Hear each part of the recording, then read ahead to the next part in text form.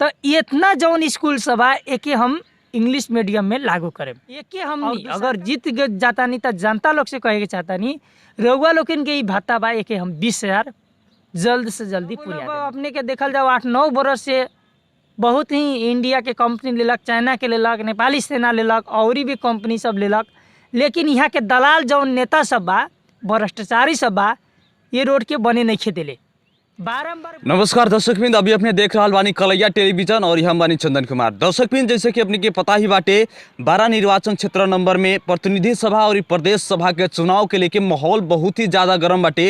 ये से गर्म बाटे कि 12 निर्वाचन क्षेत्र में हर एक क्षेत्र में जाके देखी ज़्यादा से ज़्यादा मात्रा में स्वतंत्र उम्मीदवारी दिले बानी। यही क्रम में हमने आज 12 निर्वाचन क्षेत्र नंबर 1 के प्रतिनिधि सभा के स्वतंत्र उम्मीदवार के धर्मेंद्र शाह जी उनका से विशेष बातचीत करे वाला बानी कि का एजेंडा लेके आयल बानी। संचार क्षेत्र में रह के भी परिवर्तन करे ना सकनी उ परिवर्तन सब अब करे के एजेंडा लेके आयल बानी कि कैसन एजेंडा लेके आयल बानी, जनता में गेला के बाद कैसन झुकाव आ रहल बाटे। यही विषय पर चर्चा परिचर्चा करे के खातिर आज के कार्यक्रम में हमनी प्रतिनिधि सभा के स्वतंत्र उम्मीदवार निर्वाचन क्षेत्र नंबर 1 के धर्मेंद्र शाह जी के स्वागत करे के चाहम रहुआ के बहुत बहुत स्वागत बाते कलैया टेलीविजन में। जी नमस्कार बा जी, अपने संचार क्षेत्र में बहुत दिन से लागल बानी, बहुत ही बड़का बड़का मीडिया सब में काम कर ले बानी, बहुत ही दिन से संचार क्षेत्र में लागल आदमी आज राजनीतिक में काहे आवे के पड़ल? जी बहुत बढ़िया रहुआ प्रश्न कैनी है। देखल जाओ संचार क्षेत्र छोड़ के और राजनीतिक में काहे ऐनी रहुआ प्रश्न कैली, बहुत बहुत धन्यवाद भाईला चंदन जी। संचार क्षेत्र में हम छोड़ के में काहे ऐनी, बहुत दिन से हमनी मीडिया में काम करते और चलते आईनी तो बहुत नेता लोग के हमनियो भी इंटरव्यू लेनी और भेंट घाट भइल, कार्यक्रम सब देखनी और वो लोग के जौन विकास करे के काम सब बा वो सब देखली और काम के नाम पर जौन संसदीय कोष से जौन बजट आवेला तराई में विकास के खातिर इ नेता लोग सब जितना बा ये सब कमीशन पे बिकाईता और भ्रष्टाचारी पर चल गल बा और काम न कर सकल बा और बहुत ही ज़्यादा नेता लोग भेला के चलते तराई में काम करे न सकता। यही से ये भ्रष्टाचार के हमनी देखे न सके और एके हमनी बहुत ज़्यादा ही खराबी देख ली, तराई में काम सब ना भेल और तराई इतना पिछाड़ू भी होए के कारण से हम संचार क्षेत्र छोड़ के एगो अपती ये में हम यानी कि प्रतिनिधि सभा में उठल बानी। अपने यानी कि कहता नहीं कि परिवर्तन करे के खोज लेके परिवर्तन करे के सोच लेके आयल बानी निर्वाचन क्षेत्र नंबर 1 में। जी जी अपने के पता होके के चाहे क्या से संचार क्षेत्र में बहुत दिन से काम करले बानी, तो जब भी कोनो नया नेता आवेला, नया फेस आवेला समाज में, क्षेत्र में या नगर पालिका गाँव पालिका में, अपने देख ले होके कि स्थानीय तह के चुनाव में नया फेस जब भी आयल तो आदमी सब बहुत कम मात्रा में पतियाल बाटे। तो अपने के का विश्वास बाटे कि प्रतिनिधि सभा एगो सांसद पद बहुत बड़का पद होकेला, ई पद के लिए जनता अपने के पतियाई कह के? जी देखल जाओ हमनी बहुत आंदोलन सब भी देख लिए अपने के लगभग 2000 अपने के 7 साल 46-47 के 62-63 के और जौन 72 साल के अभी हमनी के तराई में बहुत ही समस्या रहे। जैसे में हमनी देखल जाओ तो बीरगंजो नाका बंद बहुत दिन भय रहे, तराई के पूरा भाग बंद हो गए रहे और यहाँ के जनता लोग उ नेता सब के पिछाड़ी दौड़े, बहुत ही समस्या आयल, बहुत ही काम सब ना हो सकल। लेकिन तराई में अबती बार हम कथी करे के चाहता नहीं जी, अभी 72 साल के अपने के देखल जाओ नागरिकता विधेयक जिसमें भारतीय आदमी आवत तो यहाँ नागरिकता नहीं के बनत अथवा नेपाल के होके भी नहीं के बनल, तो ये में हम कथी देखे के चाहता नहीं कि तराई में अथवा जैसे में हमनी के नागरिकता जौन विधेयक बनल बा ई बारम्बार लोग जनता लोग यहाँ के को संशोधन करेला कहले बा, लेकिन अभी तक ना हो सकल। यही ला बहुत जगह ही जनता लोग के कहे का मतलब समस्या आयल और बेला बेला में बहुत ही समस्या भेल, तो इस समस्या ला ई नेता लोग जो बैठल बानी और अभी तक ये बनावे ना सकल बानी, तो ये कि अब हमनी यदि जाता नहीं जनता माज तो अबती के चुनाव अगर जीता तानी तो जनता लोग के हम जरूर ये जितना समस्या बा हमनी के कृषि से लेके और नागरिकता विधेयक संबंधी अथवा और भी काम सब जौन बूढ़ पुरनिया लोग के जौन भाता में वृद्धि करे के वो भी वृद्धि करेम सन, ये से काम करे। जैसे कि अपने के पता भी बाटे 12 निर्वाचन क्षेत्र नंबर में बहुत ही दिग्गज नेता सब बानी, जो पहले निर्वाचन जीत चुकल बानी, मंत्री बन चुकल बानी, ऐसा नेता सब बानी। ऐसा नेता के छोड़ के हमनी के धर्मेंद्र शाह जी के जनता लोग वोट दी, ई कैसे हो सकेला? जी देखल जाओ, स्वतंत्र कहल चीज एगो ऐसन चीज है जौना से जनता लोग स्वतंत्र के ही जितावे के ऐसो सोच में बा और जितेबे की भी करी है। जनता लोग से हम यह कहे के चाहम, स्वतंत्र कहे का मतलब एकदम निष्पक्ष रूप से सत्य तथ्य के आधार पर चललन, कौनो के माने पार्टीगत हिसाब से नहीं खे। ये अपनहिए सबके चुनल नेता जे अभी जीती हैं सांसद में अथवा विधायक में, स्वतंत्र के रउआ लोग इन वोट दी। और स्वतंत्र के यदि देता नहीं तो अपने के घर दैलों में आके जितना समस्या बा अपने के घर परिवार से लेके अथवा गांव समाज के विकास के बारे में अथवा बहुत काम सब हमनी करेम, हम इतने कहम चंदन जी। जैसे कि हर एक नेता जा रहल बानी अभी घर दैले में, तो कह रहल बानी स्वास्थ्य परिवर्तन होई, शिक्षा परिवर्तन होई, कृषि में परिवर्तन होई, जितना भी लगात समस्या बाटे जनता लोग के, वो हर समस्या के हमनी समाधान करेम। तो हमनी के धर्मेंद्र जी जब वोट मांगे जा रहल बानी घर दैले में, तो का एजेंडा बता रहल बानी जनता सबके? जी हम गांव घर में जाता नहीं तो जनता लोग के कहता नहीं, हमरा से वाला सहयोग रउआ सके जरूर करब। अपने तो बारम्बार औरी पार्टी सबके वोट देले बानी, एक बार हमनी जितना स्वतंत्र उठल बानी नेपाल भर के वो लोग के एक बार जिताई रहुआ लोग। एगो पढ़ल लिखल व्यक्ति लोग के चांस दी, अपने बारम्बार तो हर बार दूसरा के वोट देनी, एक बार स्वतंत्र के रहुआ चुनी और जिताई। स्वतंत्र अपने के यदि जितावत नहीं रहुआ सब तो बढ़िया बढ़िया काम करी। और हमर एजेंडा सबके बात कहनी है तो हमर एजेंडा बा के बहुत बढ़िया बढ़िया बा। पहलका फेज में हम पहले भी अपने से उद्घोष कैले रहनी कि जितना भी हमनी के तराई क्षेत्र बा एक कृषि में निर्भर करम। दूसर का बा नागरिकता विधेयक बा, एक तुरंत के तुरंत अंत करावे के बा। तीसरका में हमनी के तराई में जितना भी 1 नंबर क्षेत्र बा जौन विद्युत के महसूल कहले रहनी रउआ से, अभी भी बाचा करम, एक निःशुल्क कराएम हम पूर्ण रूप में। जितना भी कृषि योग्य के जौन मीटर ले बा जनता लोग, ओके भी निःशुल्क कराएम। और चौथा में कहे के चाहे हम अपने के, जैसे में हमनी के तराई में अभी औद्योगिक कृषि क्षेत्र नहीं के, मल उत्पादन यानी कि DAP यूरिया अथवा कृषि खाद्यान्न केंद्र नहीं के। तराई में हमनी कृषि औद्योगिक क्षेत्र के हमनी निर्माण करें। और 5वां में जितना भी सरकारी अभी स्कूल सब बा, अभी जैसे में हमनी के कहल जाओ सिमरौनगढ़ कंकाली स्कूल हो गेल, खजानी हो गेल, अपने के रामचरित्र माँ भी चिउटाहा हो गेल, अथवा जनता माँ भी कचोरवा हो गेल, अथवा एने अपने के सिंहासनी स्कूल हो गेल, अथवा यहाँ से निजगर ये गौरी शंकर बहुमुखी के इतना स्कूल सब जौन बाटे ओके हमनी इंग्लिश मीडियम में।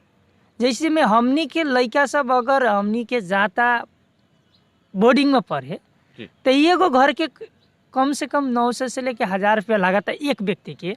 अगर घर में 2 गो 4 गो लड़का केहू के बा तब बोर्डिंग में पढ़ी तो दिन के तो 4000 महीना में खर्च होता। अगर महीना में 4000 खर्च होता, वर्ष में तो 48-50 हज़ार खर्च होता। करे अपने के 50-60 हज़ार एगो घर से खर्च हुई। अगर वही स्कूल सब की अगर हमनी इंग्लिश मीडियम में लागू करा देता नहीं, अगर ओकर व्यवस्थापक सर लोग के कह के इंग्लिश में अगर हमनी कक्षा संचालन करा देता नहीं, तब बोर्डिंग में जो विद्यार्थी पढ़े जाता वो तो सरकारी में भी पढ़ सकता। तो इतना जौन स्कूल सब है एक हम इंग्लिश मीडियम में लागू करें। और दूसर का बात हमनी के देखल जाओ बूढ़ पुरनिया लोग यानी कि वृद्धा महिला लोग अथवा पुरुष लोग जौन पुरनिया बा 70 बरस से ऊपर अथवा 60 बरस से ऊपर जो लोग के भाता मिलते आ रहा बा।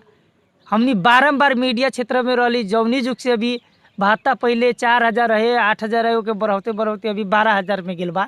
एके हमनी अगर जीत जाता नहीं तो जनता लोग से कहे के चाहता नहीं, रउआ लोगन के भाता बा एके हम 20,000 जल्द से जल्दी पुरिया देम, हम इतना कहे के चाहता नहीं।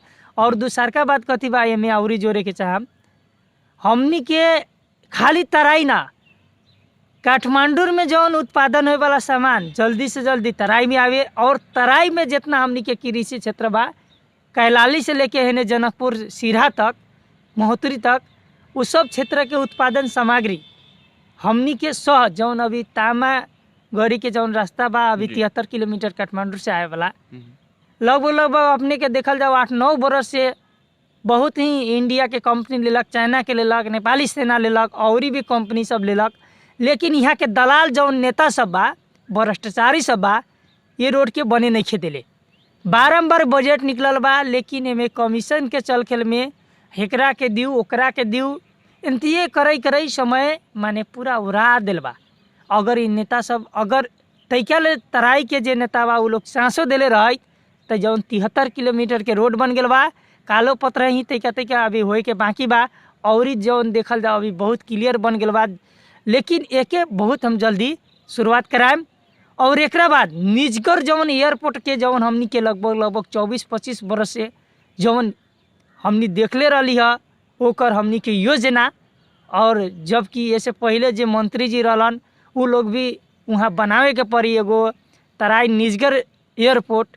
काठमांडू से बहुत ही बड़ा जगह बा, क्षेत्रफल भी बढ़िया बा और ख़ास में उन्हीं के जनता लोग उन्हीं के यहाँ के नेता लोग कुछ ऐसा विभेद डलक से वो एयरपोर्ट भी बंद करा दिलक। तो एयरपोर्ट बंद ना बनी का दो यहाँ का दो बहुत ही जंगल सब बा, घर सब बा, एमे का दो वातावरण प्रदूषण ही कह के देखल जाओ वातावरण प्रदूषण न अगर वो एयरपोर्ट बन जाता हमनी के निजगर में तब बुझी तराई स्वर्ग हो गेल।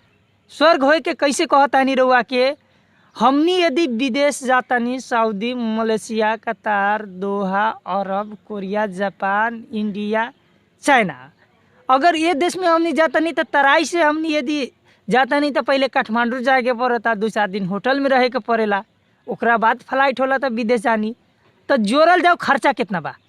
एगो व्यक्ति तराई से काठमांडू जाए में भाड़ा अभी 16 से बस के हो गल बा, 16 से एने से 16 से होने से जान तो 4 दिन होटल में होटल के फी जोड़ी था 5-7 हज़ार रुपया अपने जैसे भी अपने के जेबी में से उड़ा जाए। अगर निजगर में एयरपोर्ट बनता तो अपन घर के जौन बा रोटी तरकारी भूजा खा के भी रउआ 1 घंटा में निजगर जा सकीले और निजगर जाके अपन फ्लाइट से डायरेक्ट अपने विदेश जा सकीले। तो अगर तराई में अगर वो एयरपोर्ट बनी तो जनता तो सुखी संपन्न हो जाए चंदन जी। आ दूसरका बात एमे कथी जोड़ल जाओ तराई में जे लोग कहला का दो जंगल कटानी होए वाला बा तो एंती अभी वातावरण प्रदूषण हो जाए तो प्रदूषण हो के भी एमे बहुत बढ़िया आइडिया सब बा, बहुत बढ़िया थीम सब बा। देखल जाओ जितना भी हमनी के एयरपोर्ट बा उ हमनी के एयरपोर्ट जल्द से जल्द ही बनी। अभी भी हम कहे के चाहम ये केहू से रोकाए वाला नहीं खे, ये एयरपोर्ट हमनी बनाए।